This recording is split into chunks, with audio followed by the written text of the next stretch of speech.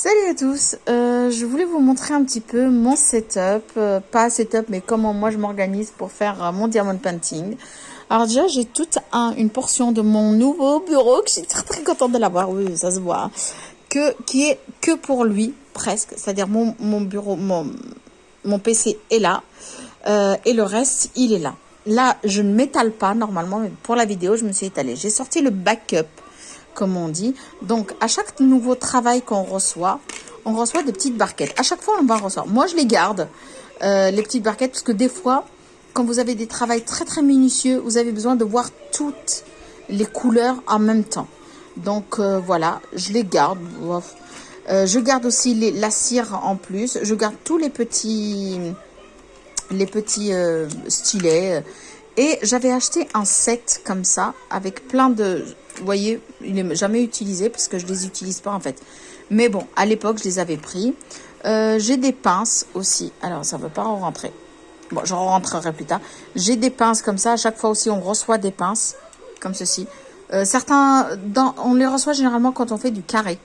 J'en ai presque jamais vu quand on fait du rond. On reçoit des sachets comme ça que je garde aussi.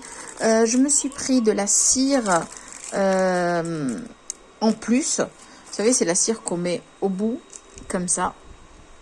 On pique. Alors, moi, je pique. Enfin, et ça permet de prendre les petites perles plus gentiment. J'ai une petite boîte auquel je mets ce papier-là. Pas le plastique, juste le papier. Parce que déjà, il s'achète. Franchement, il coûte cher. En fait, c'est des plaques que vous pouvez recouvrir après quand vous...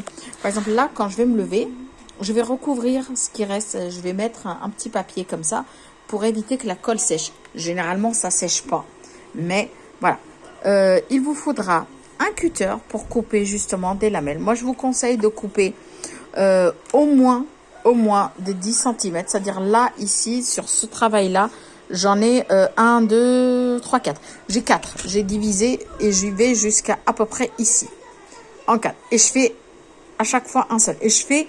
d'un coup, je fais pas couleur par couleur, c'est-à-dire je vais faire tout le carré et après j'avance.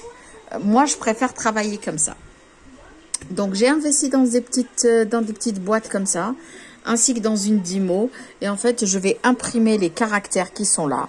Je les mets, je mets à l'aide de la barquette comme ça. Je remplis à chaque fois les trucs. Ça me prend 1 heure d'organisation. Généralement, quand je reçois, c'est 1 heure où je ne fais que ça. J'adore faire ça. Hein. C'est-à-dire prendre les sachets, les couper, les vider, les revider, faire les machins. J'adore faire ça. Le backup des perles, il est là. Par exemple, il y a le 8 ici, et ben il est là, mais tout ne rentre pas. Donc, je commence généralement par cela quand j'y pense. Et dans ce travail qui est exceptionnel, où il y a 30 couleurs...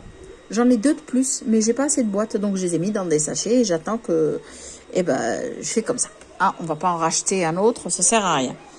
Donc voilà, on a une roulette d'aplatissage, aplatissage. En fait, on va passer la roulette par-dessus. Alors moi, je ne fais jamais comme ça. C'est-à-dire, je vais poser justement un papier du backup qui est là. Je vais le poser. Et je vais prendre ma roulette et je vais passer par-dessus. Alors là, j'appuie pas, hein. Et en appuyant un petit peu, et normalement, toutes les petites aspérités qu'il y a dessus, elles re-rentrent. Sauf que moi, avant d'avoir une roulette, en fait, ce que je prends un comme ça qui est pas de cire dessus. Et j'appuie, en fait, je passe ma main, et là où il y a une aspérité, j'appuie. J'essaye de re-ranger. J'ai un équerre pour essayer justement d'être tout droit, comme ça. Ou, du coup, ici, tout droit. Ça me sert aussi à découper des angles droits dans mon papier, tout simplement. Voilà, et écoutez, c'est tout ce que j'ai comme matériel, ça suffit largement. Vous n'êtes pas obligé d'avoir des boîtes. Si, les boîtes, si. Mais vous n'êtes pas obligé d'avoir, je ne sais pas moi, la roulette, ce genre de truc. Lancez-vous, vous allez voir. Bon courage pour celle qui va le faire, qui va se lancer. Je lui souhaite beaucoup de plaisir. Et celles qui le font déjà, vous y êtes déjà dans le bonheur. Donc, que souhaiter de plus? Très bientôt. Au revoir.